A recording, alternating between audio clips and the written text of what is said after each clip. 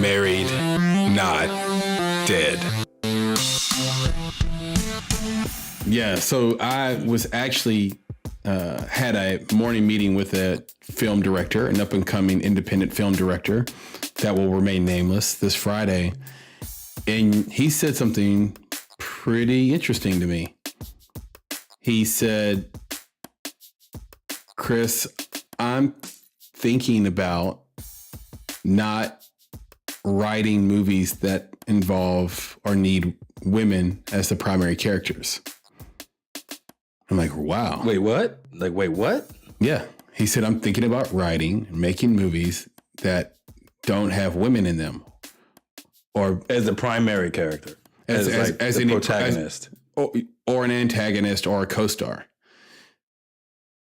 And because of the zeitgeist right now, like what's going on in the country around press release and accusation culture, he's terrified and he's not sure. Now, he said that sort of tongue in cheek, like, I don't think I should be, I'm not sure I should work or cast women anymore.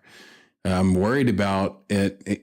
And then he went on to say, I think I'm going to add a sexual harassment document into our contracts and everybody has to sign them so that we're absolved of any responsibility on set when people behave badly.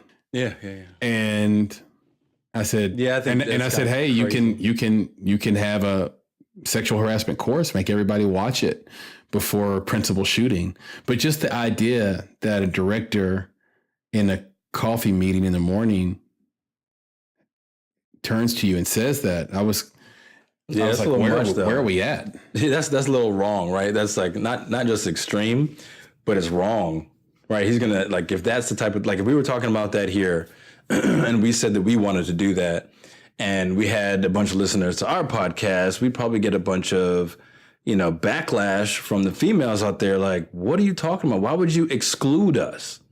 Right. So what you're saying is that you'd rather, instead of harassing us, you think it's okay to exclude us? No, you yeah. Like that, yeah, no, I don't think it's cool either. I think it's interesting that the comment is made from a place of fear. Right. Not a place of sexism, not a place of power, but a place of victimhood and a place of fear, which I thought was the strangest tone. But fear of what, right? Fear of accusation. So that's the thing in this culture, and that's the thing I've been questioning, really, because that was my concern, right? When we first started talking about some of this stuff, is when it gets to the point when the accusation it isn't true, right? And it's coming from a place of, someone's trying to profit on someone else's loss. Mm-hmm. Like that's the impetus behind it, where it's some sneaky person doing something untoward. But I think what we've seen thus far are legitimate, right? Even though they're accused, some of these people have actually come out and said, "Yeah, I did that stuff." Oh yeah, so I think Louis C.K. Yeah, so I think that what we're seeing is likely legit. Like, this isn't a joke. This isn't a farce. This isn't somebody trying to make $30 million off of somebody's sex tape. This is like, no, this happened to me, and I now have a stage to put it out there.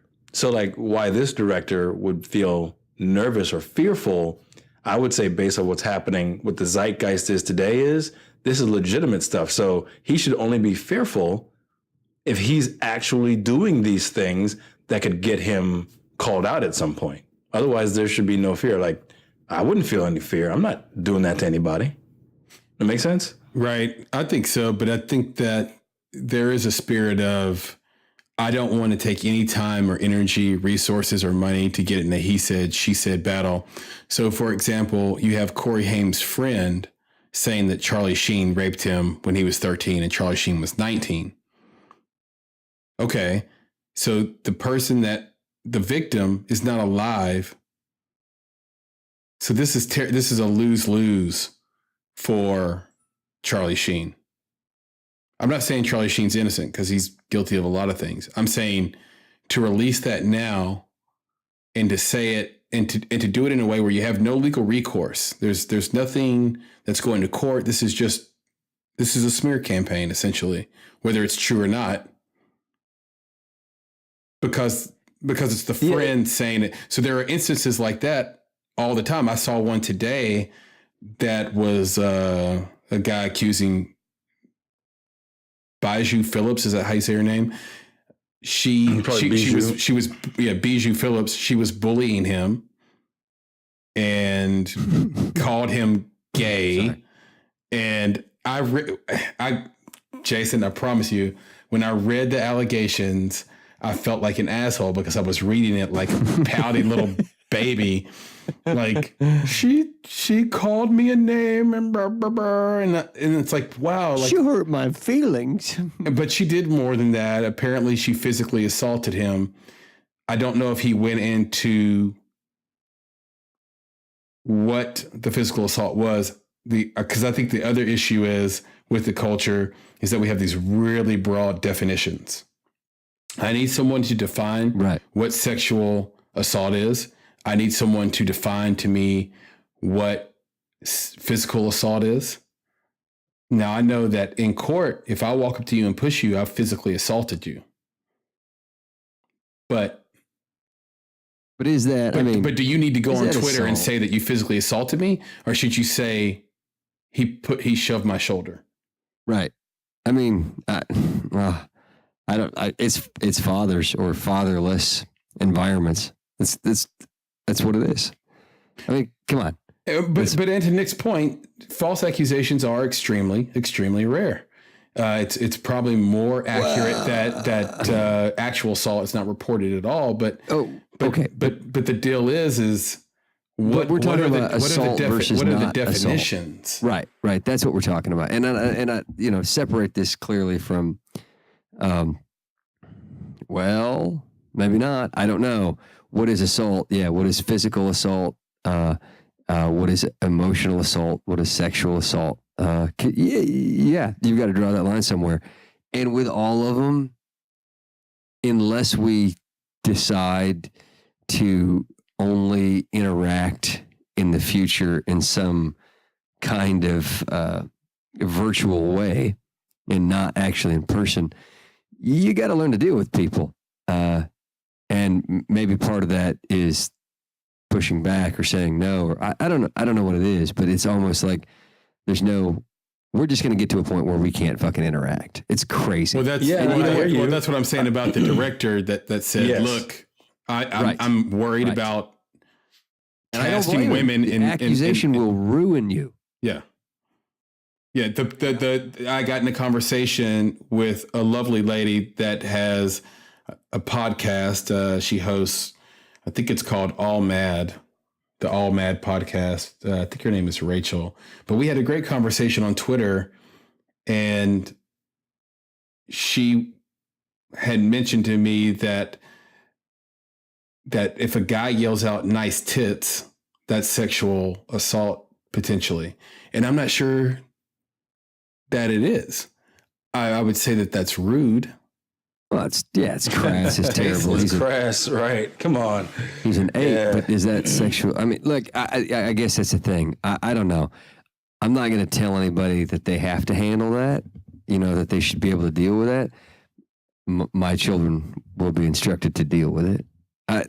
Look, I can't, I mean this in a gentle way, in not being proud of, but like, I have been, as a male, whether it be other males or females, like I had many, many inappropriate times where people have said something to me sexually or touched me or, even quickly groped.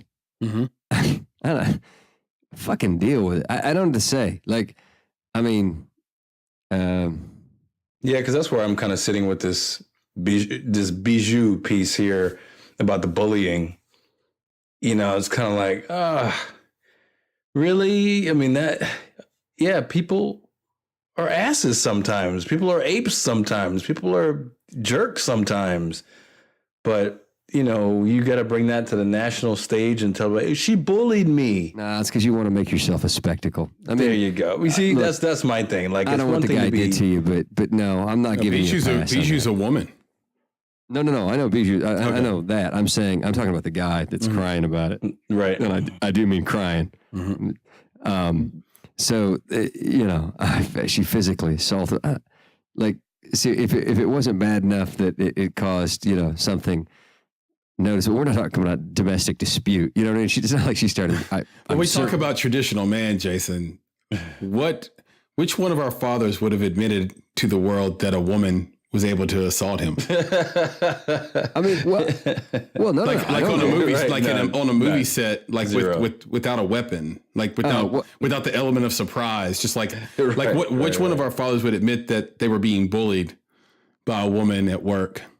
Well, see, that's the difference. I mean, I've been jacked in the face by a couple of girls. You know what I mean? But you put your dick in the wrong place. No, I wish you namely in another woman. Yeah, no, I just, you know what? I think both times I just answered a question wrong. Says something about you girls. I'm just putting that forward there. Yeah. I mean, I suppose that getting hit in the face by, is different than being bullied. I don't know. Look, this is like, I don't want to be. I'm not. What she said to him, Jason, is, "Are you gay?" Yeah, and she kept saying it. She kept saying, "Are you gay? Are you gay?" So many times. I don't know. Get over. I'm evidently. Here's my feeling. If it bothered this person that much, do we have a name? Nah, never mind. If it bothered him this much, I guess he's a homophobe. No, he is gay. Yeah, he's gay. Wait, so he's gay and he was offended by somebody asking him to be gay? Because he wasn't sure of himself at the time. You know how there's an LGBT community? And most recently, the past couple of years, they've added the Q.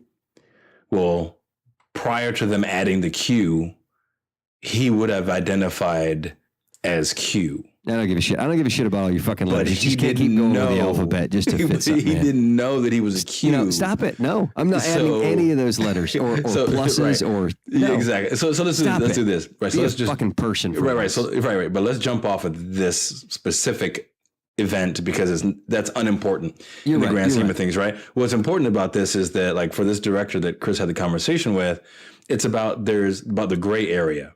Mm-hmm. Right. So when it's black and white, like, it's straightforward. Yeah, that is abuse. That's unlawful. You were hindering people's careers by doing this, that, and the other. You were, assaulting underage women, underage boys. Like, you got black and white stuff that's going on. Mm-hmm. But you do have these things in the gray area that start making the normal or average or the non-pedophile, the person who's not abusing, you make them worried. Because now you're like, crap, all someone has to do. You're scared to do anything. Yeah, because, like, what if I cast this person? What if I don't cast this person? Mm-hmm. And then they say something like, hey, I'm going to tell everybody you touched me. It made me feel uncomfortable. And we have the perfect time in history where that would get a lot of airplay. That's right. Now, and that person isn't Steven Spielberg. So he doesn't have money to fall back on. His life is ruined. Is damaged in a serious way. So the reason I brought it up, Nick, is because I want us to focus on the outcomes, not what's wrong or right. I get that it's wrong to try to shun women, not cast them, not hire them, not have them in the workplace for your own safety. That's wrong. That's discrimination. We have equal opportunity employment for that. I'm saying, wrong or right aside, the outcome will be the outcome, because no matter what rules we put in place, everybody's still a human being. So, for example, on the case we just talked about with the bullying, all that happened was, here's the outcome, because the punishment doesn't fit the crime. He releases on Twitter. Her people apologize. 12 hours later, it's no longer trending on Twitter. So whatever he gained by ruining or trying to ruin her reputation, it's already over. And he could have called her and got that apology. Yeah. He's just talking about the sensationalism of this stuff. And is it right or wrong that Colin Kaepernick can't get a job in the NFL for taking a knee? It doesn't matter if it's wrong or right. The end result is that no team is going to sign him. It doesn't matter if it's wrong or right that women be shunned and not be hired. My fear is that quietly, without talking to anyone, they will just be hired less. There will be less female writers. I guarantee this. You know, what's funny is that what you're saying is the polar opposite of what folks are saying in order to change this culture. Right. So if you guarantee that on your side that there'll be that sentiment, there's other people on the other side of the fence who are guaranteeing the opposite. So I wonder how that'll work itself out. I'm on line with you, Chris, wholeheartedly. There's a negative effect here, and it's not going to come from a sexist or discriminatory people who don't like women, or it's anti-women. It's not it. It's everything that we do at the lowest level is to survive, and if that includes, you're mitigating your risk. Over. I mean, it's mitigating a risk, but literally, it goes further than that to fuck everyone at the end. You know what I mean? Like at that final straw, we all reach there, and that's going to exclude you. So if you think that you're in danger, or that this could screw you over and literally take your career for somebody opening their mouth, even for something like Dustin Hoffman, he talked about sex in front of me. I was so uncomfortable. 42 years ago. Shut the fuck up. Are you kidding me? Totally different culture. Yeah, it doesn't excuse it, but to come out 40. You know what? 42 years later. Excuse it. If you're an adult and you can't handle other people talking about sex in front of you, get the fuck away from other adults. I don't know what to tell you. Get a job at a daycare. Don't infect us with your I just can't handle. It feels like censorship, doesn't it? It is censorship. Like adults talk about sex, and again, yeah. I mean, if she'd have thought Dustin was hotter, if it would have been Paul Newman, probably wouldn't have bothered her that much. You know what I mean? Like, so I don't know. It's just it's so extreme, and it's so you can't. I mean, the gray is the gray area. Well, the issue Hollywood has is that a movie set is the workplace where you have rights that have been set aside to ensure that you're not going to be harassed. But because of the way the industry we talk about sex at work. You know what I mean? Kind of. I mean, there's a line that you definitely cross where it becomes sexual harassment. So you have to be careful at work.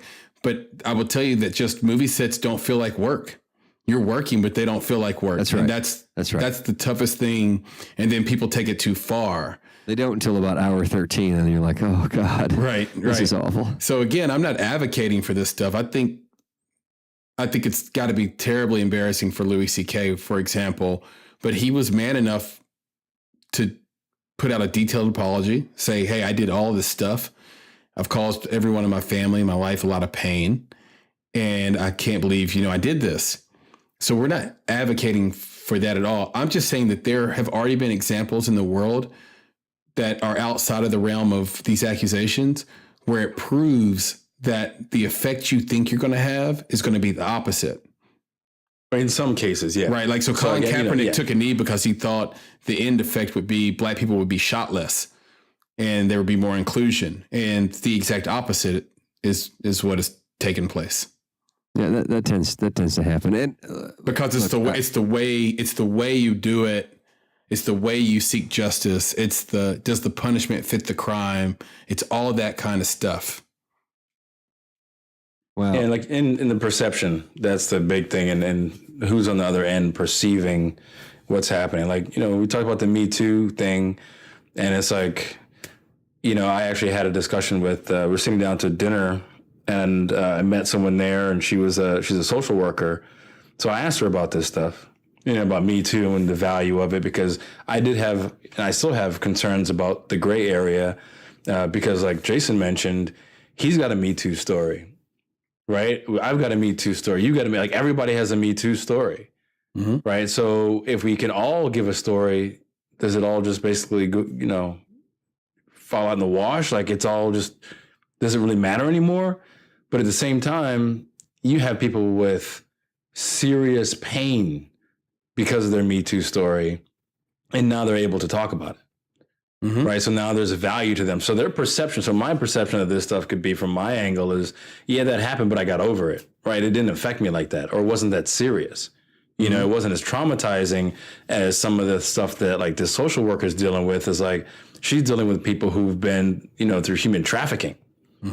Right. Like getting trying to get that out. And imagine that's having so hard when you hear the real stories. You know what I mean? Like, see, that's like it. You don't know pain. Shut your fucking mouth. Exactly. I mean, you know what I mean? I don't mean to be insensitive to that, but like, I think it's in that, or that sharing, or maybe it's in parenting where we make our kids realize, just we're not going to do it this year, because I realized I didn't want to totally force it. But, both my kids, I got picked, they got picked up physically. I physically picked them up. I know that's terrible, but I physically picked them up and set them both on the kitchen stools when they were bitching about not having the toys that they wanted. And I had a little discussion about all the boys and girls in this world who, a lot of them didn't have mommies or daddies or anybody that loved them, and weren't going to get anything from Santa Claus. And that we were going to have to give some of our stuff away just to get new stuff. I don't know if it's tragic, if these things are tragic, depending on the severity. I understand they can get very bad. But if these things are tragic to you, is that really, that's the worst? That if, thank God that's the worst that's ever happened to you. If somebody smacked your ass and called you sweetheart, and you know what? I say this as somebody who has had his ass smacked and been called sweetheart. Yeah, but my whole point is that everyone, when stuff like this goes down, the outcomes are never what people expect, because everyone's looking at them through different lenses, right? So the person who got their ass smacked and got called sweetheart, well, at the time she was 14, and that was her first time interviewing for a job as an actor, and she never had an older man treat her that way before. See what I'm saying? Like, but you did it. You're an adult. You're a guy. You have a different temperament. You're you. Your lens is different. So that's why it's like we can come at it and be like, whoa, maybe this Me Too bullshit. Everybody's got a story. Nah, man, some of those stories are really impactful because of the lens that people are looking through it and the impact that it had on them. So it's crazy. It's literally like something this big, like you mentioned, Chris, the Colin Kaepernick, like that's going to hit everybody differently. Even though there can be movements around it that look similar, even people who might wear the same shirt or may kneel the same way, they're doing it for an entirely different reason than the person next to them. So this whole culture that we're going in now, like you said, this director, through the lens that he's looking through is now he could be completely innocent, right? But he's fearful that if he doesn't take precautions, he could end up having his life ruined because of a false story. Or maybe it's not even a false story. Maybe he did something. I was telling the social worker, I was like, I have to admit personally that I've harassed someone before. I mean, harassed, I was confronted with the fact that I'd harassed this person, right? This person came and told me this. So what I did was we had some project that I was working on. It was like straight out of college I was working, and there was this big project we were working on as a team, and it was successful. So this woman, my coworker, was sitting down at her desk, and I came up behind her and I squeezed her shoulders, like kind of gave her that faux hug, like she's not standing. I squeezed her shoulders and I was like, great job. Like that was awesome. And, high five some other people, whatever. Man, the next day she came to me, called me in the office by myself, closed the door, and told me that I made her feel very uncomfortable by what I did. No other man but her husband is allowed to touch her in that way. Wow. She had really considered going to HR about it because she felt that uncomfortable by my actions. But she had some time to think about it. And she said that something, about me, like, I guess I'm sure you didn't mean it in that way. So I'm not going to pursue it. I'm not going to say anything, but I just want to let you know that it really made me feel uncomfortable. And I'd appreciate if you didn't do that again. Dude, I was like floored. I'm like, I of course, apologized profusely, and I was just sitting there thinking like I was literally on the fence. Like I was there. HR could have come and visited me for sexual harassment. Right. See, but that's it. You apologize profusely, understandably. You apologize profusely only to save your own ass. It's because you were sorry or that you had any understanding even afterwards that you did anything wrong, because you didn't. And there's no way for you to rationally think that you did. So that's like when you're talking about crime finishing the punishment, like, yeah, so there you go. We've got an apology. All these people are apologizing, and many of them are apologizing, certainly going, really? Really? I don't feel that I've been punished here. I don't understand what's happening. I mean, right. It's not worth it to be defensive because that just makes you seem worse. You're saving your job because the modern society says you have to. That's what you have to do. Oh, well, this person. That is true. It's definitely true. And I was already, it was lucky because I was already saved from that, right? I didn't have to apologize to prevent myself from going to HR because she'd already taken care of that for me. But yeah, I will admit that half of me was right there. Apologize. So she knows that if she gets a second thought and want to go to HR, maybe my apologies will keep her from doing that. That's definitely there. But the other part is that I did have to empathize with her, mm-hmm. and just say to myself, wow, like she really felt this way. So I apologized, not because I thought I had done anything wrong. I apologized because she thought I'd done something wrong. Like that's the way it made her feel. And I was apologizing for putting her in that spot. I mean, she literally for her to think about it overnight, think about going to HR, like that must have been freaking hard for her. And then to confront me about it, these lenses, that was hard for her. Exactly. That's my point. Like her lens on that was totally it's great different. that you have that empathy. I just don't know why I should give a shit. You know what I mean? Like I can't.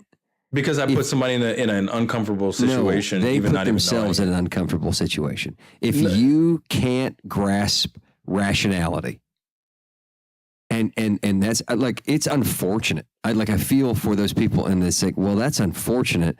I wish that you didn't feel like that, and that you had a better grasp on any sense of realistic expectation for the world. Yeah, but you got to be careful. Best you shouldn't live around humans. Yeah, but you got to be careful with that, because I think that's what has been perpetuating this.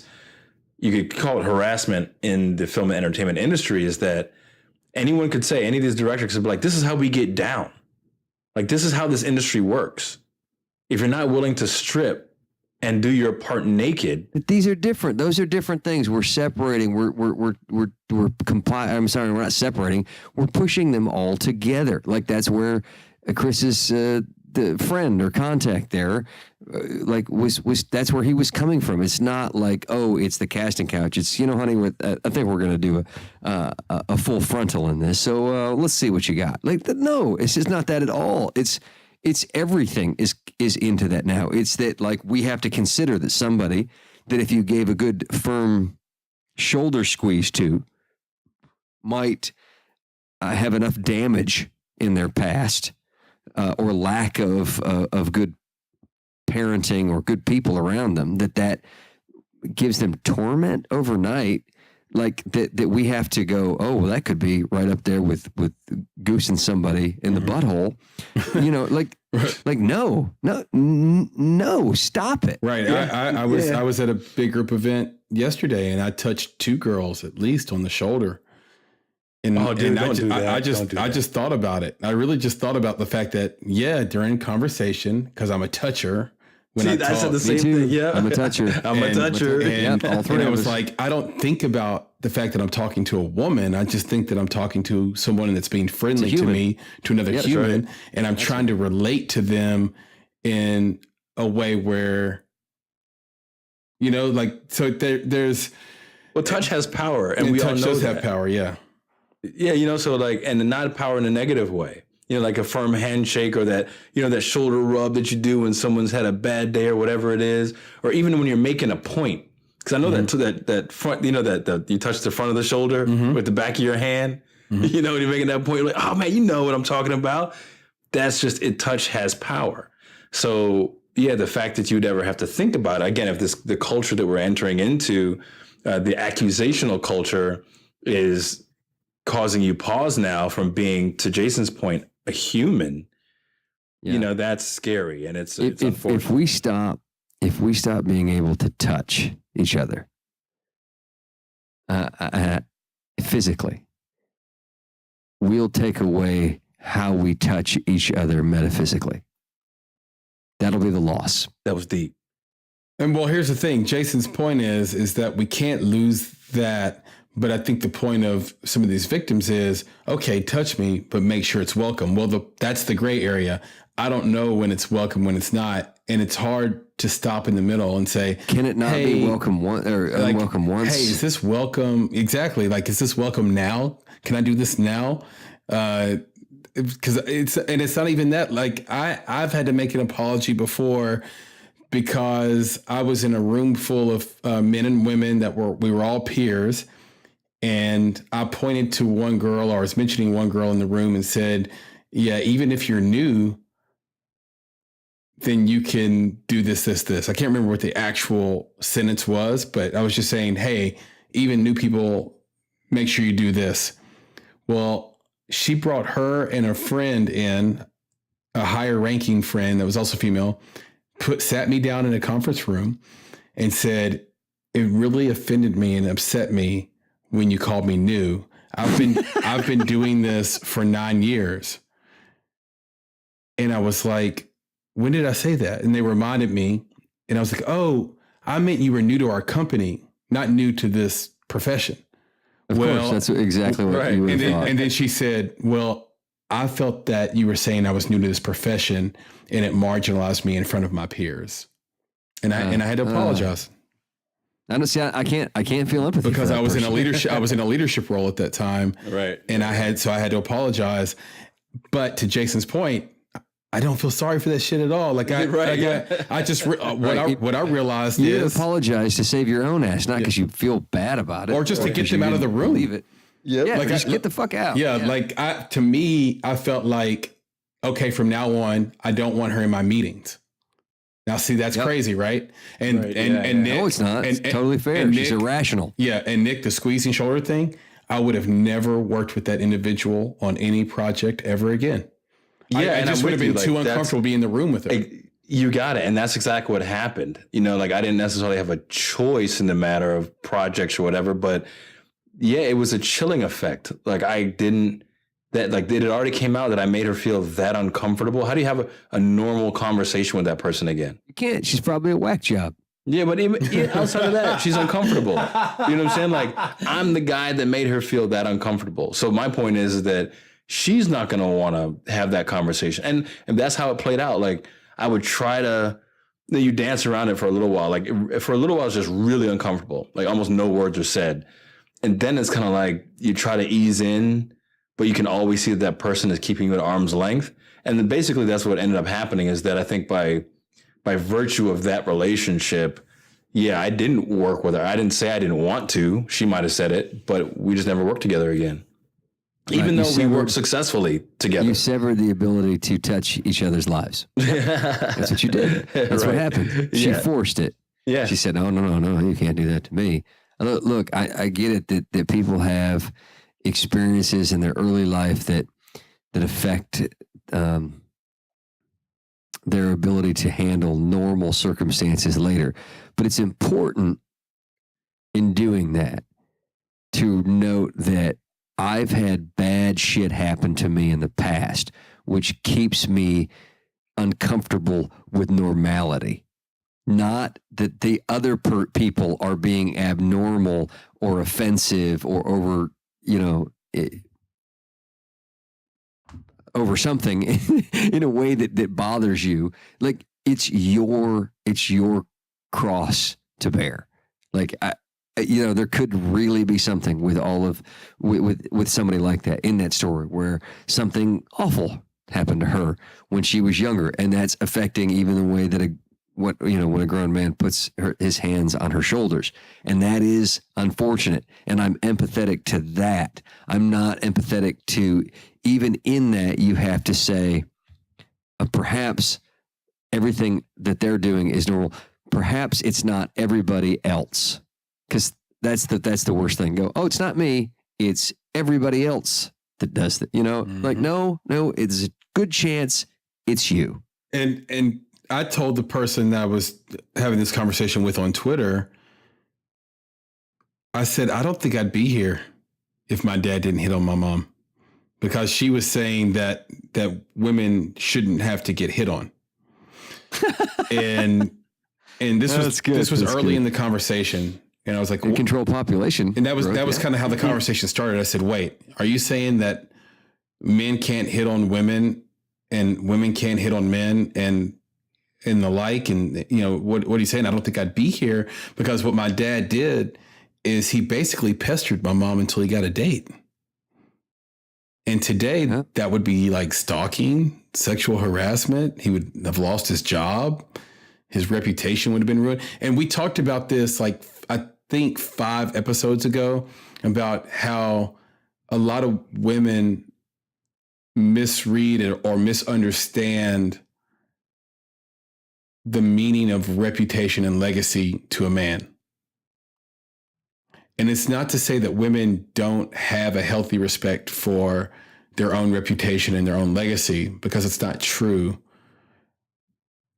But there probably is a degree to which it matters to, and maybe it won't always, but there is a degree to which those things matter to a man so much more. And it's all they have. That people always make the joke about and always comment about how people in poor neighborhoods kill themselves over tennis shoes and jackets. No, they don't. They kill themselves over the last thing they have, their reputation and respect. It just happens to be that the conflict might be over those shoes or that jacket or $20. It's not the value of the material thing. It's the value of their name, of their reputation. And I think it comes down to our monthly topic where we say, how well do you even know me? Or do you even really know me? And I'm not sure women at large understand men at large very well, and vice versa. I don't think men understand at large very well where women are coming from and how they might feel. And as Nick put it, the lens they're viewing the world through. Yeah, I think that's right. And it's got to be. Because how else could you say, and look, if you're a man and you're gay and you have an accusation that came out, is it fair to say that you might be an effeminate man? Right. So to that end, I would just say, okay, you need to really think about, is whatever happened worth that person's legacy, which goes beyond that person's death? Well, I think it's a lack of empathy for the person who did it. You know what I mean? Like the victims, I keep saying, you know what I mean? Like if it's their ability, the victim, I use that loosely, but their ability to look back at the perpetrator and say, oh, they're a person too. And maybe it wouldn't be kind of me to ruin them if they weren't really doing this just to hurt me. Right. In Nick's situation, for example, Jason, as soon as he said to her, oh, I didn't mean it that way, They both should have stood up and walked out. But instead, he still had to give the apology because she's not looking at the world through his lens. He only has to look at it through her lens. Right. She's demanding, you look at this my way. I'm not going to look at it yours. Right. Yeah, because I think after a while she knew that, right? Like she knew that that's not how I meant it. But that didn't matter because it's what she felt. Mm-hmm. You know, like it made her uncomfortable. Like regardless of my intent, that's you know, again, it's crazy. It's a weird situation we put in. Yes. But yeah, regardless of my intent, that's how she felt. So that was the issue. Again, I'm glad that it ended amicably to the degree that it could, i.e. I didn't get fired or written up with HR with some freaking sexual harassment thing on my file. But yeah, that's what happened. That's what that was about. So regardless and this idea that if you do apologize, the apology should be, I'm sorry you felt that way. Yeah, that's basically what I said. Yeah. Okay. That is what I said. Like, because again, the intent wasn't there. There wasn't, and again, it wasn't even anything that, again, I didn't do anything. I didn't do anything. But one thing I wanted to mention, Chris, you mentioned the idea of being effeminate. Mm-hmm. And again, this is more of it's a conversation piece. Just, let's just talk about this a little bit. When you talk about this guy being, okay, he's gay, and he's also effeminate. And you also talk about the traits of men, right? This respect and the things that you value. Mm-hmm. One of the things that masculine men will never do that a masculine man would say that an effeminate man would do is allow someone else to fight their battles. So in this bullying situation, a masculine man might look at this and say, that's why he put her on blast, because he's effeminate. And he was looking at the world to fight his battle for him. He's looking at the media to fight his battle. He's looking at people on social media to tweet and comment and respond and reply and get his back, because he didn't have the backbone to do it via phone call, face to face, whatever it needed to be, to this attacker, the aggressor himself. Mm-hmm. Yeah. I mean, I guess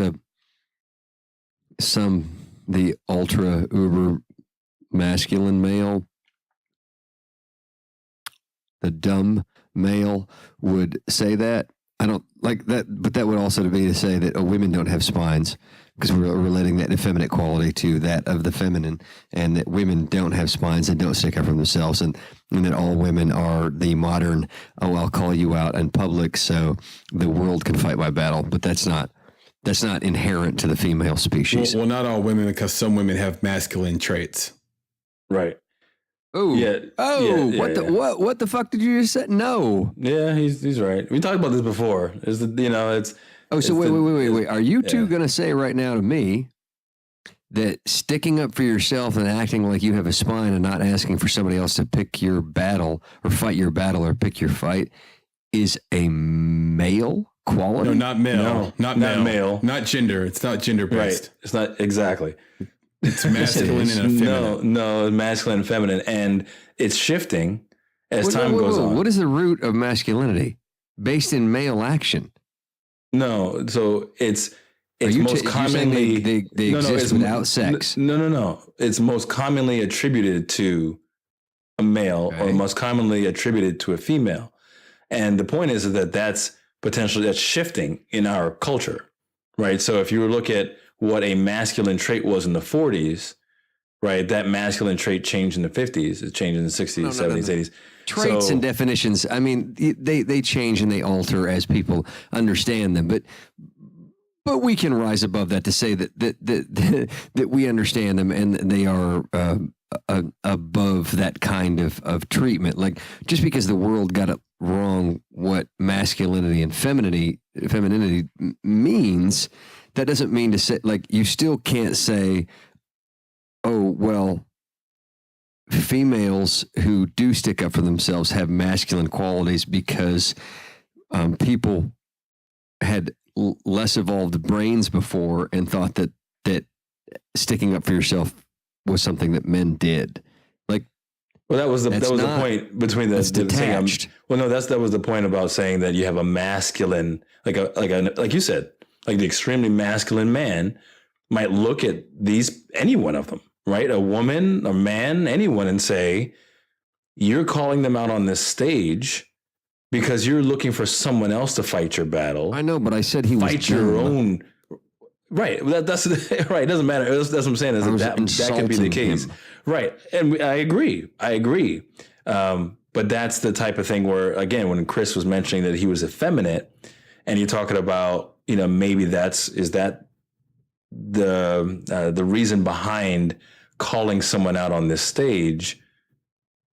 That's what they're looking for. Now, we could erase the gender basis for all of that and give it a different quality. Mm-hmm. Maybe there's just a weakness there. Cowardice.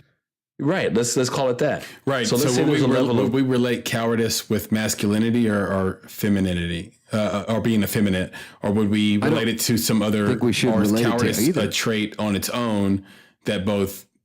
I think it's a trait on its own, but I think to Jason's point, again, this is why I want to bring it up in conversation, is that, maybe we're not at that point. And wouldn't it, let me clarify. Let me clarify, Nick. Would an effeminate person then, I'm just I want to clear this up. Would an effeminate person or a masculine person be more likely to fall into the trait of cowardice? How about that? Yeah, right. And what I was going to say was, depending on where you are in society and even physically located, some people want to say that you have to erase and literally blow up the words masculine and feminine, right? Like they don't exist. There's no such thing as a trait of man. There's no such thing as a trait of woman. But in other locations, other subcultures, people will tell you specifically, oh no, this is how you be a man. This is how you be going to be a woman, right? Mm-hmm. This is what masculine means. This is what feminine means. So yeah, I don't want to get in a situation where we are saying that there's an absolute either way. There isn't. Yeah.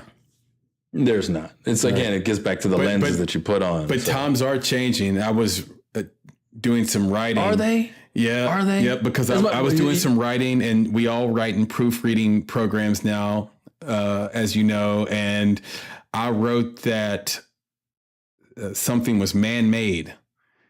And then I got a little red squiggly line, and I was like, dude, what's wrong? And when I clicked on what was wrong with that, the error was potential gender-based bias. Swear on everything that matters. This proofreading program wanted me. I don't know if that's wrong. I don't know. The proofreading program. I'm not going to disagree with it. Wanted me to write human-made instead of man-made. And Jason, I'm with you, because it could be gender-based bias, but in this case, I was writing about World War I, and there were no women in World War I. Well, no, okay. Well, then it was still. What was man-made? It was the bomb that the Germans used, I think, or the flamethrowers that the Germans used at the Battle of Verdun. Yeah, I don't. Do we know that there were no women involved in any of that? Yeah, well, it's still. They were in World War II with a lot of those things. Well, but you wiped it out. But man-made doesn't mean that. Maybe, but man-made doesn't mean that anyway. Yeah, right. You're about to say it, because I was just about to say it. No, wait, no. It doesn't, because we say it doesn't, but it does. It does. And look, I'm not uncomfortable with terms like man-made. I use them all the time, or mankind. Right. Mankind is the same as man-made. These things were established in a sexist manner. Otherwise, it would have been humankind. There was no reason to put mankind. None. Yeah, it's just short form. There was a man and a woman. There was no reason to use that term. It's short form. It's not short form. For what? Human. Oh, they took off the hue and just left the man? Exactly. Yeah. Yes, mankind. That's where it comes from. Man-made. God. Oh, my God. Yeah, You're fucking stretching for that one. I'm not. We have some historical data on that. We can look it up, but it's just short form. So, short form. And don't forget that man is in woman as well. So exactly. It's short form. But anyway, but that's crazy that it came up that way and it alerted you to it. I thought it was funny as shit. I was like, yeah, it's crazy. I was like, times are changing. Yeah, right. But so what I'm saying is that there's the lenses are many, right? And the subcultures are many as well. So my thing is that you say times are changing, maybe in certain parts, like let's just talk about the United States, right? Because if you're outside of the United States, that's another grab bag of things there. But like inside the United States, there are still subcultures where, man is man and woman is woman. And there are very specific expectations and traits around them. Mm-hmm. Right. So their lens is that there is masculine and feminine. And then in other places, other parts of the United States, they want to say, no, there is no lens. There is no difference. We're all human. Mm-hmm. And there is no gender-based, there's no such thing as effeminate. There's no such thing, it's just you are who you are. But I don't think we're changing really holistically, I guess you could say, wholly. I don't say holistic, wholly. Mm-hmm. I think we're just changing in parts, and maybe in places that are the loudest, your entertainment, film, music, that kind of thing. You're seeing a lot of this stuff, but not in your farming, in right. environments. And that's not happening there. Well, one of the things we can focus on in this conversation is what can we do to help, and what can we do to foster what I think is this chasm between what a woman's expectations are and what a man's expectations are, what's valuable to a woman socially, what's valuable to a man socially, if we're all going to be human. And it can start at home with your spouse, right? So a lot of times, even at home, I get in situations with my own wife where maybe I didn't know her as well as I thought, or vice versa.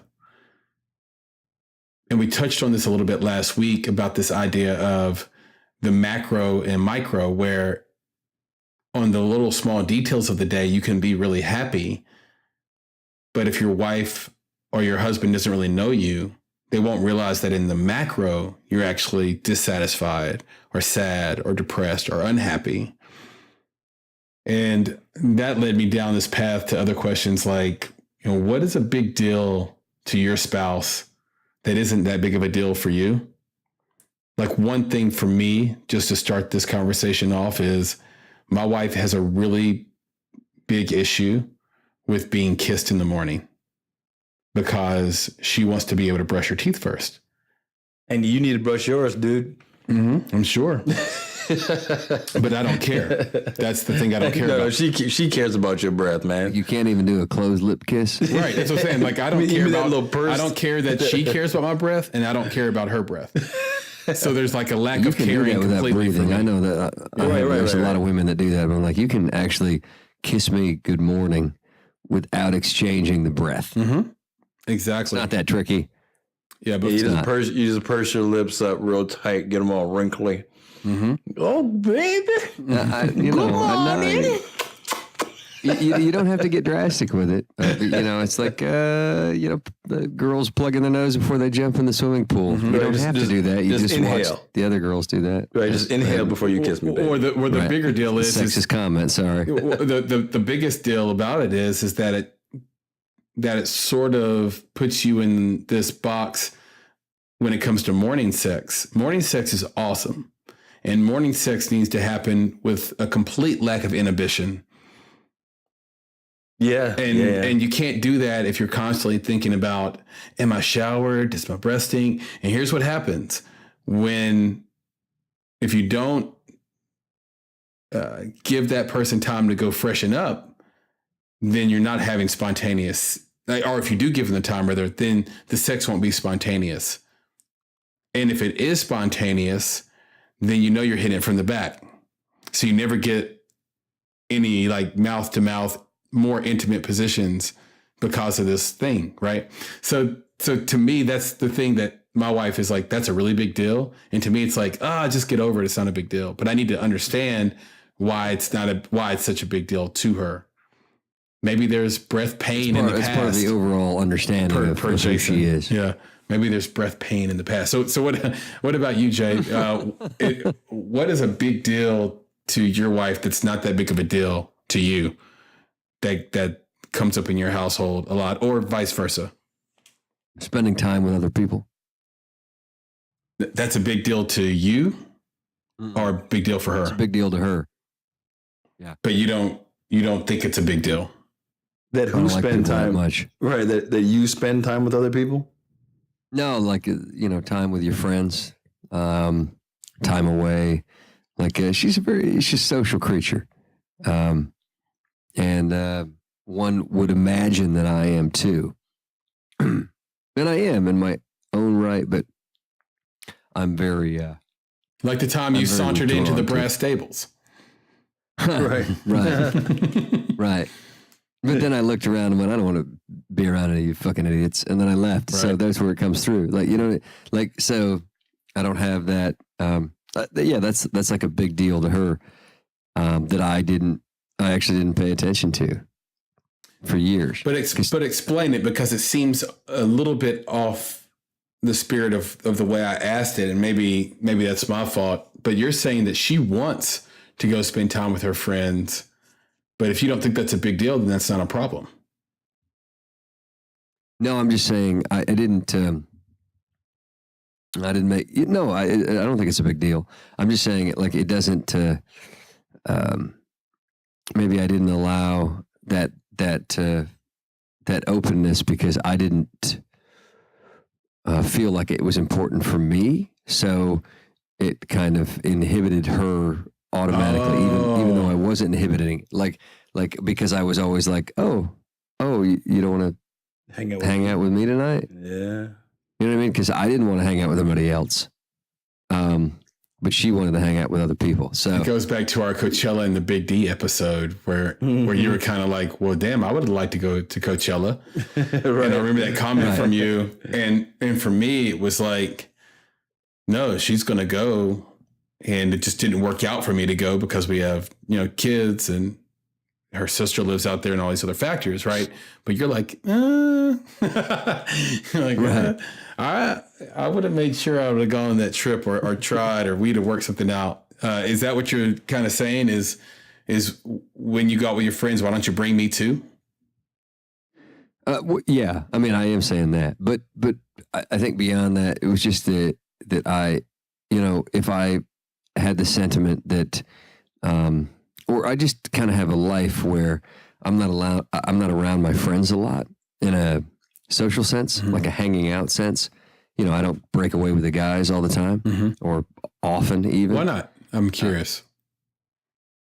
Because it is true. Like we've tried to get you out a few times. It's hard. Why is it so hard? Because if I don't need it, I don't need it.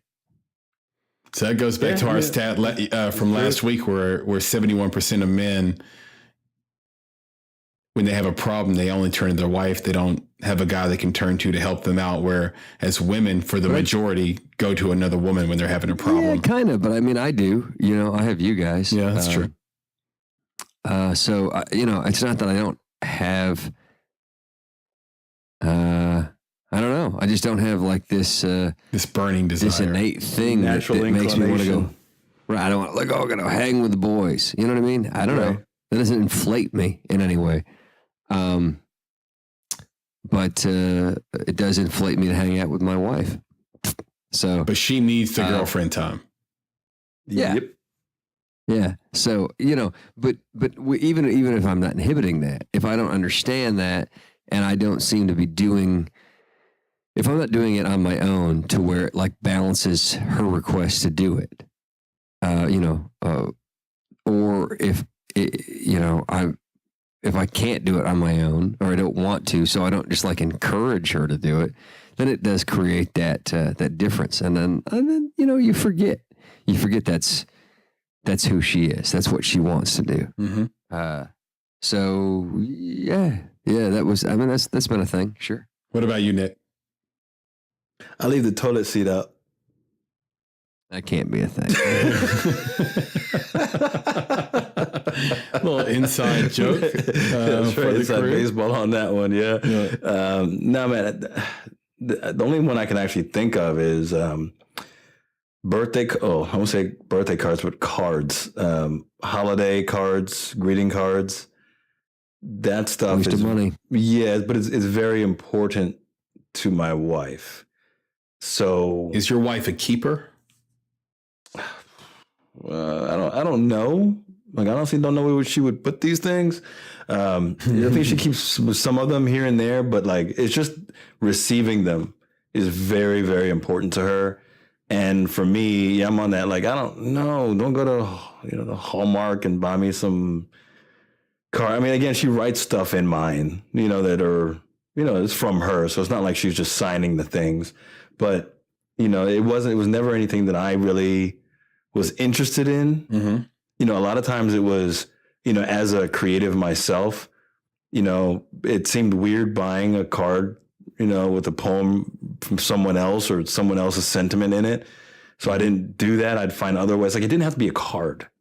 I'd show it in a different way, but the card, it means a lot to her. So I learned that, I wouldn't say early on. It was more like I kind of got it after a while. Like, you miss one and she feels bad, but you didn't quite realize how bad she felt about it because she didn't want to make a big deal. But then after a while, did she ever feel like squeeze your shoulders bad about it? Like,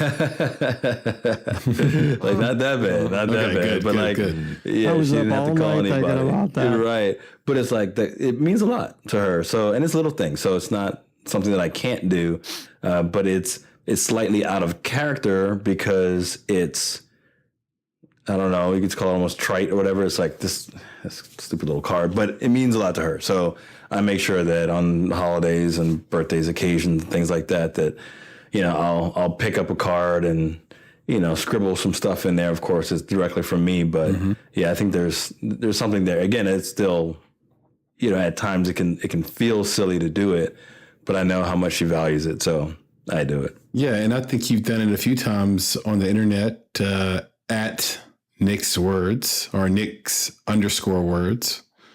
Oh man. Where you've put her in some pictures and wrote some poems, and it's been great. And check that out. So that's another one where it's, that whole journey has been, or was difficult at one point because, if you go through my feed on there, 99.99999 are not of my wife. Mm-hmm. And when we were dating, 99.999 were of my wife, right?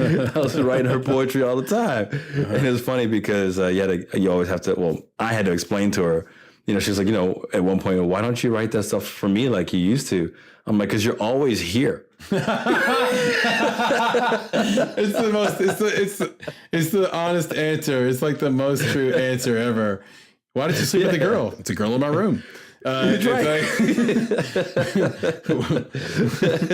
Why are you less romantic? Like, you're here all the time.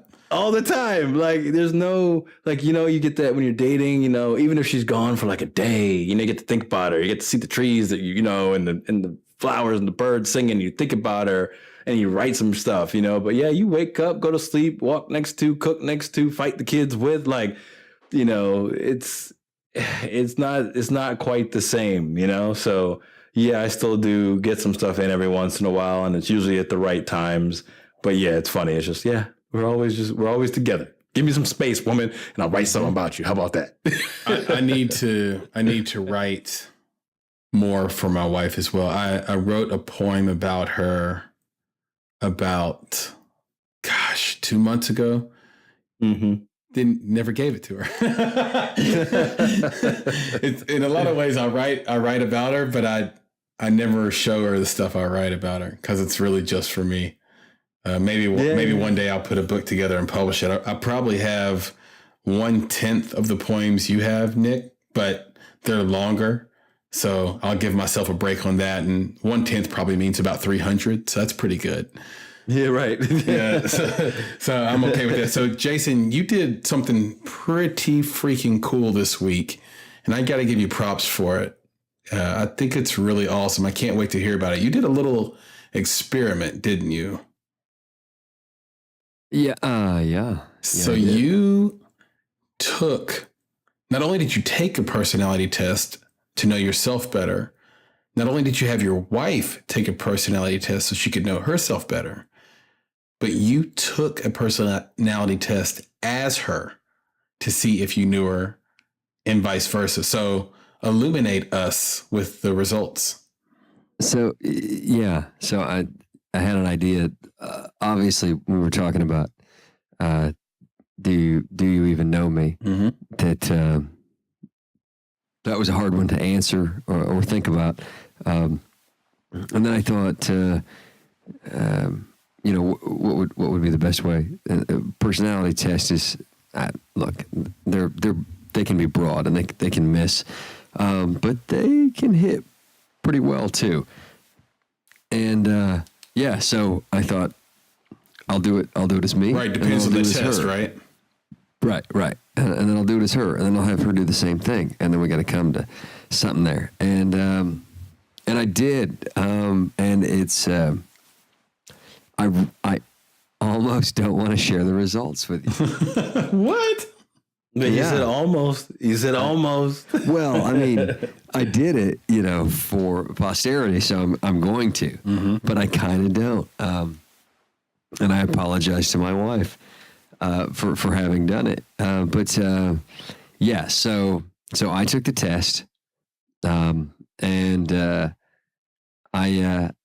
I came in.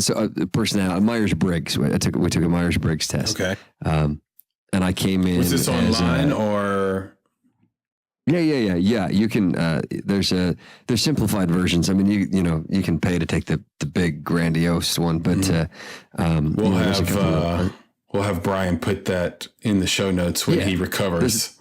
That's right. Yeah, getting that tooth ripped out of his head. But there's a couple different sites that do it, but one in particular that does it for free. Lets you take that test. It's pretty simple. It's 10 minutes or whatever. But so I took it. I'd taken it before on that site. Something that I guess we had all done as a group, which changed slightly. So I came in as an ESFP or an ENFP.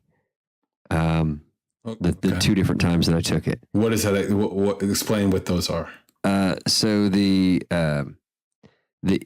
S is sensing, and the N, I know it's a little cheating, but it's intuitive. Mm-hmm. So it's the difference between sensing and intuitive, which, you're kind of splitting hairs there. But so that was me. And then, hold on, I'm trying to figure out how I want to announce this to you. So I had my wife take the test as me, and she came. If she was me, she would have gotten an INTP. So that's crazy. She wasn't very accurate. I mean, she thought I was an introvert, and I am an extrovert. She thought I was more thinking than feeling. And the N is, again, intuitive versus sensing. Sometimes you're splitting hairs there. But that's the difference between going with your gut, which is intuitive, versus you need, tangible evidence. Right. Which and is you know what? And honestly, like I said, I scored previously ENFP, and now I'm scoring ESFP, but the ESFP is 10 years later. So yeah, I need more proof than I did before. 10 years ago, I went more with my gut. Right. So it's just me aging. But yeah, that was a big one. So I was like, oh, wow. Okay. And then, so we did this kind of simultaneously. And then she said, okay, what did you guess for me when you took it as me? Mm-hmm. And I said, ESFJ. And she's like, oh. I was like, why? What are you? She said an ESFJ. So she probably immediately felt like shit. Yeah. I don't know. She didn't act like that. Like there was that hesitation in it, but I don't know. I don't know if she, how that made her feel necessarily. I didn't want to pry too much, at that point. Right. Like, oh, I hit you on the fucking head and you were kind of left field on me. So how does that happen? Do you think, how did it get to a place where you could be so in tuned to who she is and she could be, I don't know. Do you think you're wearing one of these masks of masculinity that we talked about last week? Do you think you're presenting different than how you feel? Maybe, but it wouldn't be it wouldn't be a masculine mask. It would probably be fear or, I guess fear.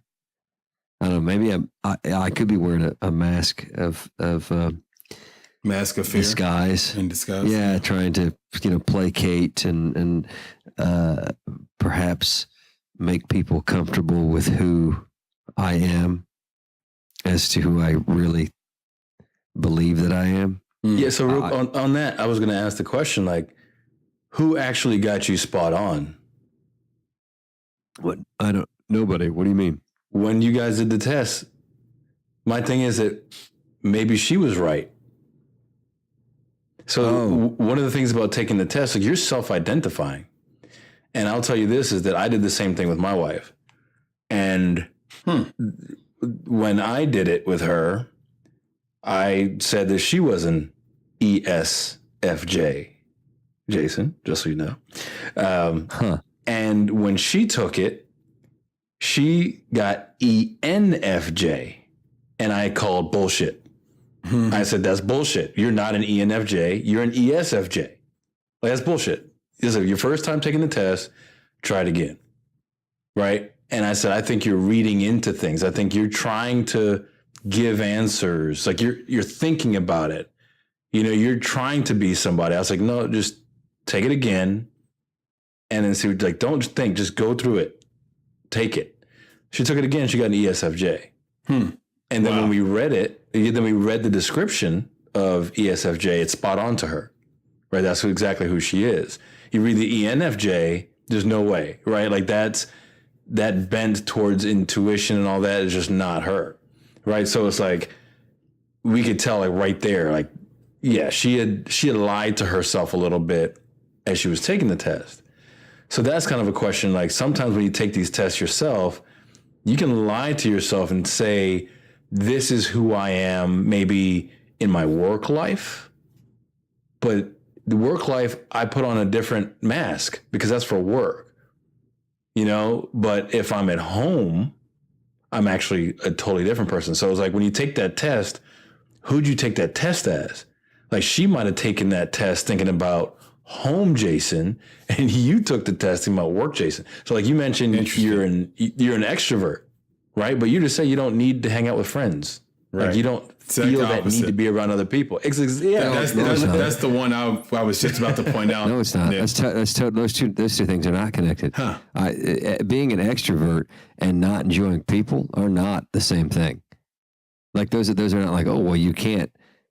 No, you can totally be an extrovert. You can feel that need to even be a performer, but not actually enjoy the people that you perform for, or feel the need to interact with them necessarily, other than to get their applause. Right. So stop there. So that's what I tell my wife. So I'm an ENTJ. Okay. And just so you know, that's what she took. She took it and she got an ENTJ from me. All right. She got me spot on. Impressive. Okay. Now, here's the thing, though, is that if I had it my way, I'd be an I. Mm-hmm. Okay. And then what I mean by that is that my natural inclination, my inner propensity is for self-reflection. I'd like to, if I could, I'd be in my office, I'd be creating, even with my kids. Like, I don't want to be around 50 children. Let me just be around my kids and just us, let's just do us. Right. Right. But I know that to do the things that I want to do in life and to be where I want to be and to be the type of person for other people that I want to be, I can't be an I. I must be an E, right? So, but everything that I do now screams E because I've become that person, right? So, we're talking about let's go out with friends. Okay, I'm game. Wife wants to go hang out with her friends and she wants to bring me along. I'm game. I'm out. I'm going. I'm doing this. I'm going to go hang. Someone calls me and says, hey, Nick, want to hang out? I'm good. Let's go hang out.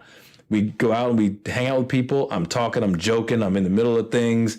I always want to be kind of like just, in with the crowd talking and having a good time. But again, that's because I know that's who I need to be to do certain things in my life. But again, I could be an I if the world would allow me to be one. So, her perception of you might be that, yeah, you don't want to go out. Let me tell you why. So you're onto something good there. And I do totally see that. But for me, and this has caused a problem for me, is that I'm always an extrovert, but I don't need to be an extrovert in a group. Because generally I don't respect the group. But I'm an extrovert at home too. And that's overbearing for a lot of folks. So if it would be different if like, oh, well, he doesn't like to be around people very often. That he maybe, he's an introvert. Okay, sure. But I'm not introverted at home. So like I still am doing that extrovert kind of thing, even at home, where I probably should try to mix that in more with. What would you say is the most extroverted thing you do normally at home? Get on my fucking soapbox. Okay. Yeah. So, because I was thinking to myself, I'm not bullshitting. It's going to seem that way, but that's exactly what I was thinking when I was thinking when I was thinking that you were extroverted. But I was wondering, could you apply that frustration to some other letter instead of the first letter, the introvert extrovert letter? Like, could that be applied to feeling or exactly judging? Yeah. So maybe you're judging, but you're an introverted judger, right? And you're willing to do that in an environment that's closed, right? Your family is a closed environment. Right. And so I was thinking about that too. Like I haven't taken the test in years, Nick, and I should probably take it again and see if I'm still an INFP. Right. Because maybe I'm not. And Jason, how many times did you take it? 3. And you were the same every time. Or no? Except for the variation between the S and the N. Right. That's right. Years ago, but yeah. Well, and here's the key. Like you, again, I think, Chris, you hit the nail on the head. I just decided to go and look at the difference between introversion and extroversion. And I think, yeah, Jay, when you mentioned your soapbox, that's still the internal, right? It's your soapbox. So I was looking here, an extrovert source, right? Source and direction of energy expression is mainly in the external world, while an introvert has a source of energy, right, that soapbox, mainly in their own internal world. That's very interesting. Right. So let's say you're right, because that is good. But okay, I never knew the technical definitions of those. I don't think those are words that get generalized so often, right? Right, exactly. Yeah, I'm with you, and that's why I always would relate to that. Again, because of where I want to be and what I want to do in life, I've become an extrovert. But like that introversion of like the source of energy, like my energy, my creativity, it comes from an internal space. But I've realized that in order to impact other people, Nick's words is literally an extroverted version of that, where I'm saying, no, my source of energy and inspiration is now coming from other people. I'm writing their lives. They're not my life. That's not my life. I'm writing their lives, doing my best to write through their lens. So my energy, my source is coming from them and not from me. When I write about my wife, that's from me. That's how I feel, and it comes through in the page. I only write things that are based on myself. Well, there you go. I just pulled a definition for introvert from psychology. And a psychologist says, or I guess in the world of psychology, they say an introvert is a person characterized by concern primarily with his or her own thoughts and feelings. Oh, shit. Don't. See, you're fucking me up here. The point was my wife doesn't know me. And now I'm going to, God damn it. Yeah. So, no, Jason, you were saying before, suppose. I was saying a bunch of bullshit. No, like literally 30 seconds ago to Nick, you were saying, suppose you're right. What were you going to say after that? Okay, so the site, and I'm going to have to pull it back up. I can't. You have to forgive me. BC will post it. We'll get it in the show notes. Yeah, it's a good one. It's a good site. But so they do they break down your answers by percentage too. Yep. The human metrics probably. That's probably one you use. So when I went through, like, my numbers were pretty close. Like, so ESFP, I got 12% extrovert, 12% sensing, 16% feeling, 19% perceiving, right? Mm-hmm. That's how I view myself. Okay. Yeah, just so you know real quick, that percentage is basically the lean you have from the middle, right? So your 12%, it means that you lean 12% from being on the fence. You only lean in that direction 12%. Like, right, exactly. I think, let me give you for context. It's not 12% of the answers, but 12% of the lean. Yeah. Exactly. So for context, my intuitive, 69%. Wow. You know what I'm saying? Like, I lean in that direction. And the only one where I come close, like have a really low number, is my the J and the P. So judging and perceiving, that's really low. And it actually says you have marginal or no preference of perceiving over judging. Mm. So, yeah, mine's literally on the line. But yours are all really low. What was the percentage on that? On the perceiving and judging? Uh-huh. That was 3%. Okay. So here's the interesting part. So I was pretty much middle of the road on most everything. Except, so when on my wife's judgment of me, introvert, 28%. Intuitive, 28%. Yeah. Thinking, 1%. Perceiving, 9%. Wow. How about that? How about that? So before I had this fucking conversation, this bad idea for this test, I was thinking I was right. Yeah. Like, I don't know. So. And you said, what was your 1%? Your 1% was on the thinking, right? Thinking. Yeah. So she was, so she was on point. Wait, but what is that in juxtaposition to? Feeling. So she's on point because. Yeah, because I'm split. You're split. You were already at like 12% or some low number. Yeah, I already know that I'm split on feeling and thinking. Yeah, so you guys are good there. You both got the P right, so you're good there. You probably lying to yourself about the E. so you're good there. Yes, but no, I mean like you guys have been around, especially Chris, he's been around me in a social situation. Like, I'm not an extrovert at all, especially I'm a performer, like, period, at heart. So I guess you can be an introverted performer, but I'm definitely a performer. There's a lot of there's a lot of introverted, like, famous performers.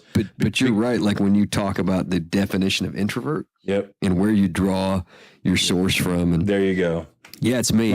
So I'm an INFP, right? And that I is for introvert, and then it tells you who else is an INFP, and it's just a list of performers, Jason. John Lennon, Kurt Cobain, Johnny Depp, Bjork, Tom York, Andy Warhol, Chloe Sevigny, Shakespeare.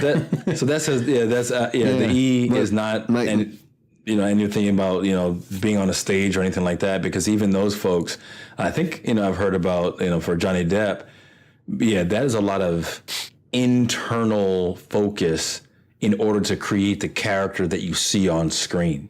Like, I remember when in the early days of Pirates of the Caribbean, when he was doing Captain Jack Sparrow. I heard that, like, what did he do? He went into a sauna for some ridiculous amount of time, and came out basically groggy and woozy. And that's where the voice of and demeanor of Jack Sparrow came from. Oh, wow. I thought he just took it from Keith Richards. But No, he literally right? Keith Richards was his muse. Yeah, but he literally he put himself in this situation and then found it from that. Like that was it.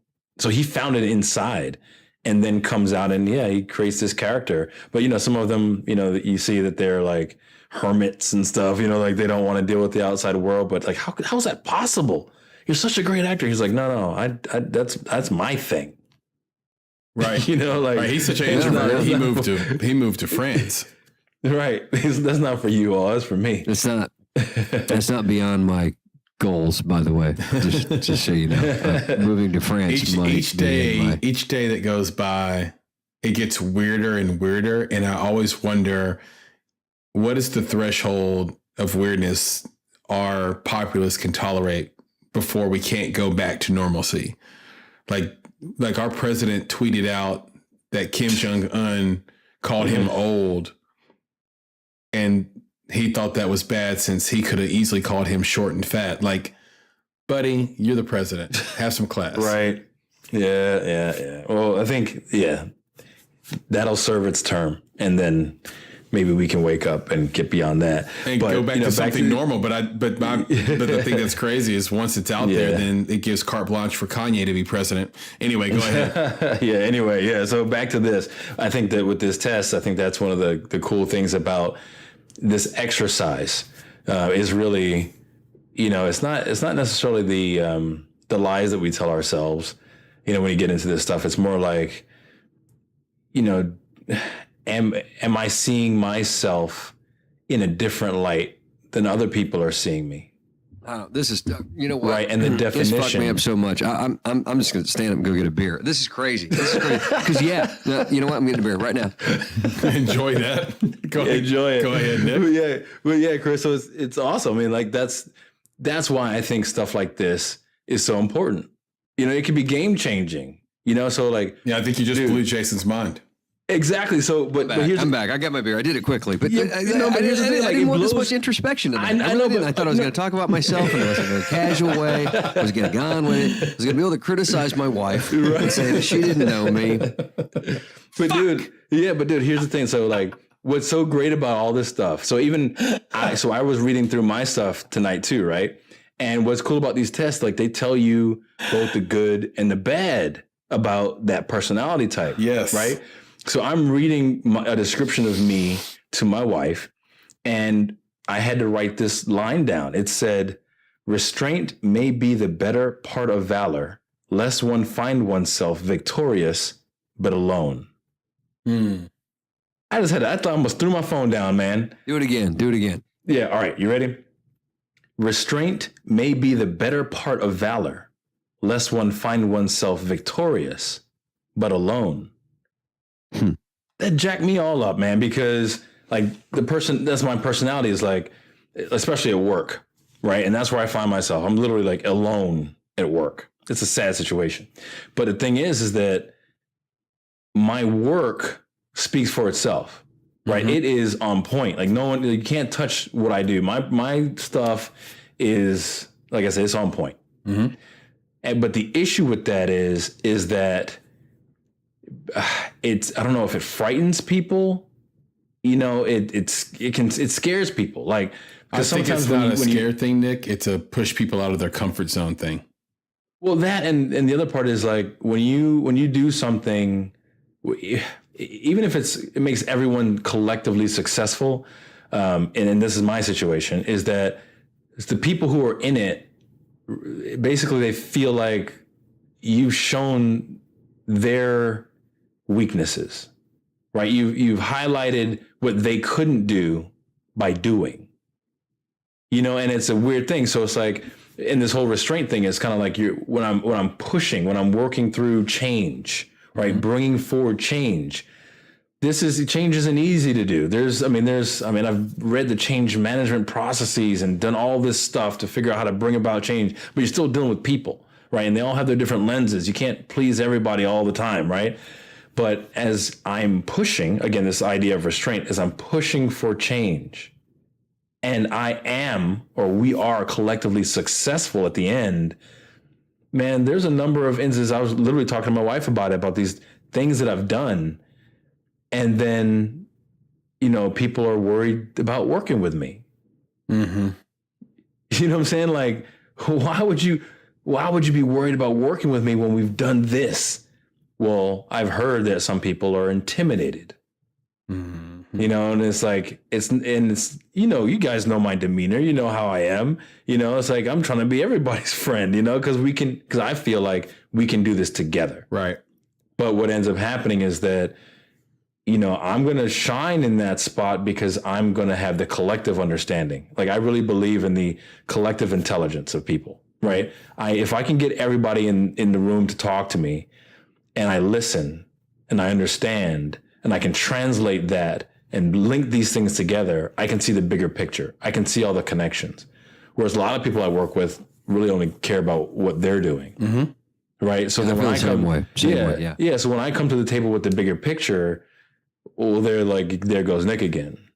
Right. So it's like this idea of, I'm always going to be, what does it say at the end? Victorious. But I find myself on an island. Mm-hmm. And it's the craziest thing, like, to read that. And it's like, I'm going to do this. I'm going to push. I'm going to plan. I'm going to strategize. I'm going to create. I'm going to grab people, put them together. And boom, major victory. And I was telling my wife the other day that we have these things at the office. Like, one of them is like a peer recognition award. Mm-hmm. So you can recognize any non-management person, right? Your coworker. And then another office I worked in, we had the employee of the month. So the peer recognition award, I've nominated probably 6 or 7 people over the past 4 years for this award, and they've all gotten it based on my nomination.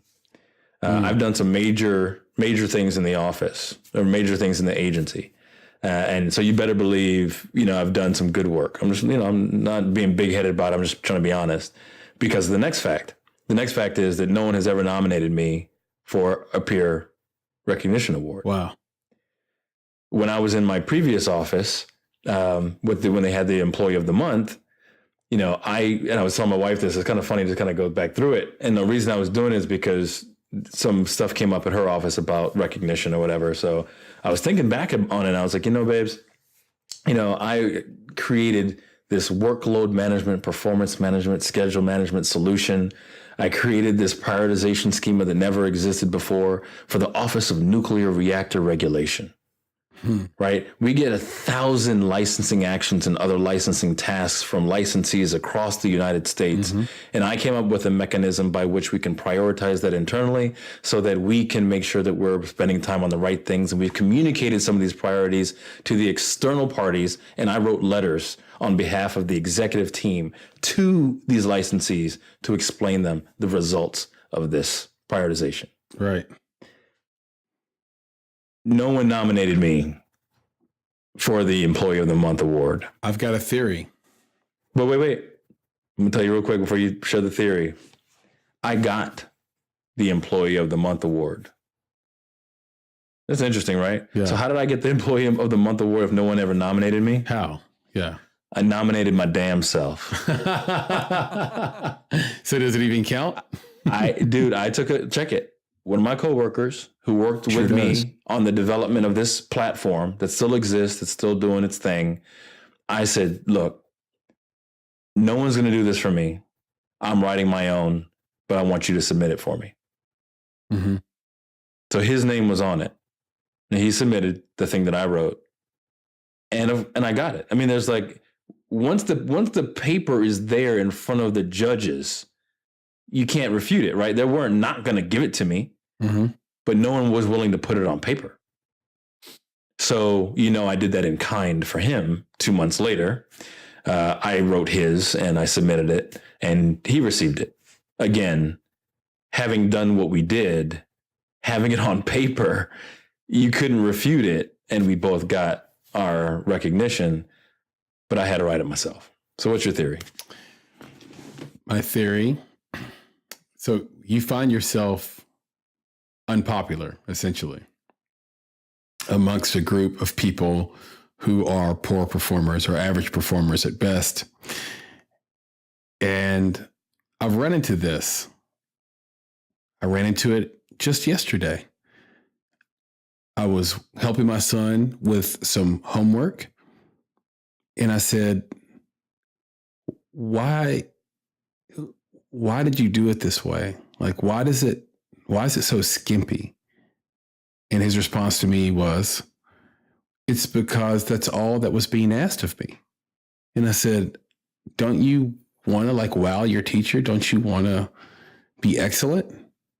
No, I just want to do what was asked of me and be done. See, at your job, the problem isn't you. It's that your agency has low expectations for everyone and asks them to do minimal work. And they have a culture there where to be in the club means to get with the program. And the program is we do minimal work and we collect our pay. You are unable to do minimal work. You want to surprise the teacher with excellent work. Right, and that's not a theory; that's just fact. So that's just might straight be, up. But it also could deal with reward. Mm-hmm. So that's the theory part, right, Jason? Right, because that's the theory. So my workplace is what's my payoff, or maybe in your son's too. And it's not the best way to be, but I've never been that person who got that. I don't feel great necessarily. Maybe for a minute, if I went over and above and got some recognition for it, I'd be like, oh, that was great. And I'd be like, I'm not do that shit again. That wasn't worth it. Mm-hmm. It didn't really pay off for me. It didn't benefit my life other than a slap on the ass that I will in 10 or 12 years file suit for. But and that fits you on a numerology level as a 9, where you care more about the feeling and the art. Yeah, you know what? You're not there trying to impress anybody. Yeah. Nick, I was going to say, let me put that out there, that it isn't about the reward for me.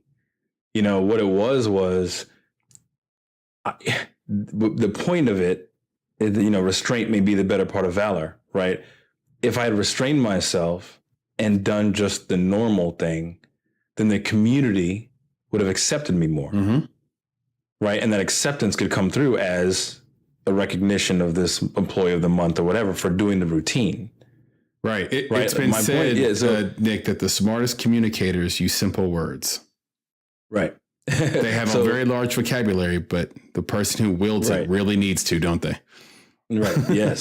So that's the thing, is that's my point, is that no one is willing. Even like I said, I've nominated 6 or 7 people because I feel I want them to know that their work is appreciated. Because I know that it can be, difficult, going through some of the stuff that we, some of the stuff is mundane. Some of the stuff you get, 10 different tasks put on your back at the same time. And if no one acknowledges you, it's not about you getting a reward or an award. It's saying, I acknowledge the work that you did and I appreciate you, because you're part of the community. Mm-hmm. You're one, and I want to do that for you. And that's what I'm saying, is that in that sense of community, I do find myself alone because I am not restrained by the culture, right, that you mentioned, Chris, right? The culture doesn't hold me back and have me doing the routine things. And it is intimidating to some folks. It's frightening.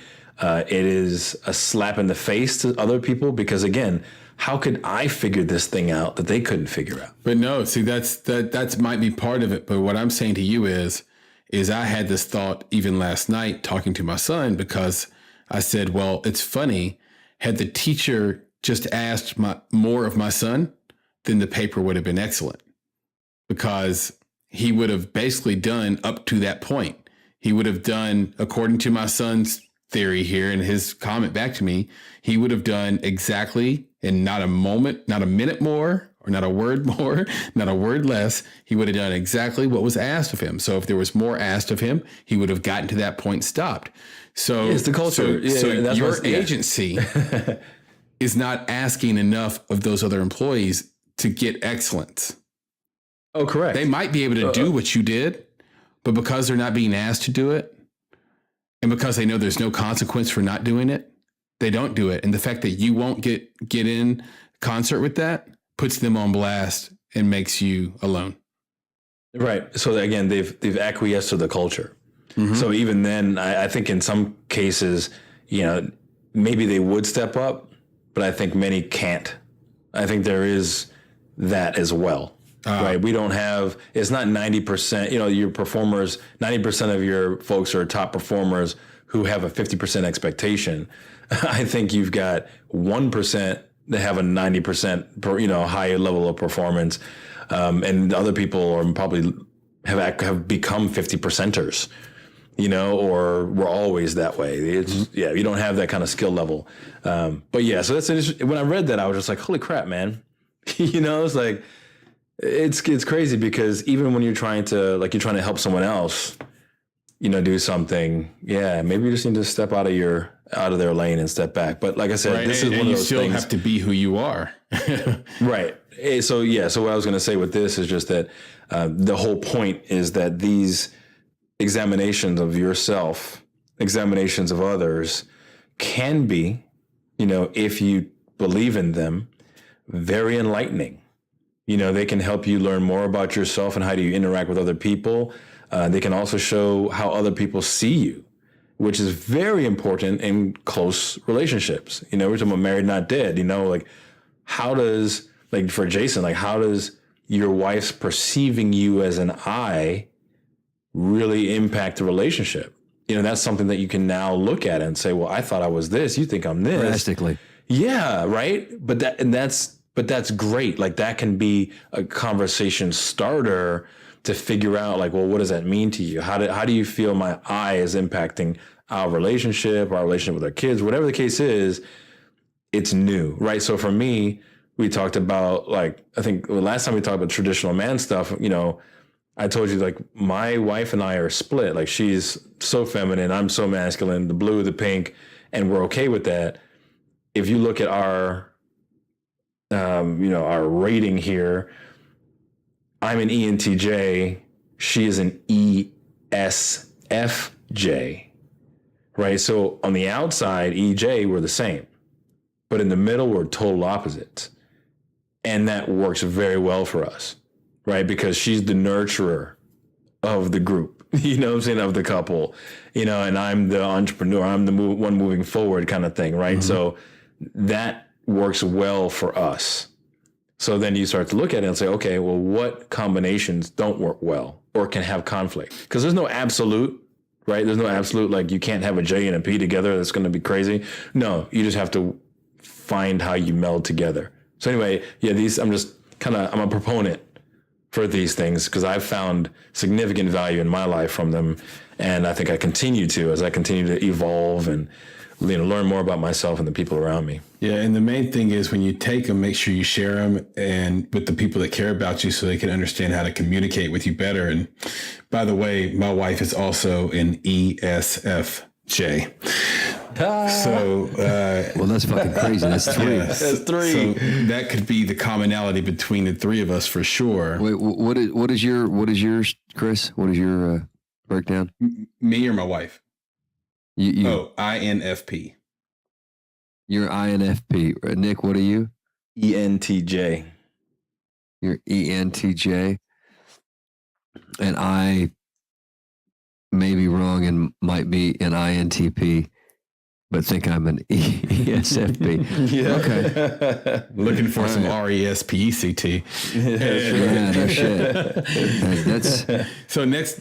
Yeah, that's crazy. Go ahead. No, it's great. I can't wait to hear what comes from this. And next week we'll talk about this topic a little bit more about, do you even really know me? We'll touch on, maybe we'll get into some numerology stuff more there. I got a little. Yeah. And we'll go beyond that on some more sort of tactical in-house, in relationship scenarios as well. So once again, a fantastic conversation. This one I feel like, Jason, you got your mind blown, and I got it blown. I'm not really happy about this conversation. right. But valuable all the same. We hope it's been valuable for everyone listening to the Married Not Dead podcast. And as always, to find show notes, read excellent blog posts, find links to all of our products or services suggested in the show, please visit our blog at marriednotdead.org. If you haven't already, you can join our podcast tribe on the Apple Podcast app or the podcast app of your choice. Please rate and review. If you don't like us, like if you think, well, I don't want to give them 5 stars, we actually want to hear from you. We want to know what we could do better. So find us on social media, on Twitter and Instagram at _married-not-dead, or on Facebook by searching for the Married Not Dead podcast page. And we will definitely get back to you and make those improvements. So we definitely want to hear from you soon. And until next time, on behalf of Nicholas Buggs, the under the weather and swollen mouth Brian Comer, the newly introverted Jason McConnell, I'm Chris Barkley. We'll see you all next week. Later, Jazz. All right, fellas, be good. All right. Today's podcast is brought to you by Audible. Get a free audiobook download and 30-day free trial at audibletrial.com/MND podcast. There are over 180,000 titles to choose from, including one of my personal favorites, How to Get Filthy Rich in Rising Asia by Mohsin Hamid. Do not judge this book by its title. The ending had me crying in the middle of a 4-hour flight to Los Angeles. It's made even better by Mohsin's narration, and you can download How to Get Filthy Rich in Rising Asia or any other audiobook of your choice today. Again, for listeners of the Married Not Dead podcast, Audible is offering a free audiobook download with a free 30-day trial to give you the opportunity to check out their service.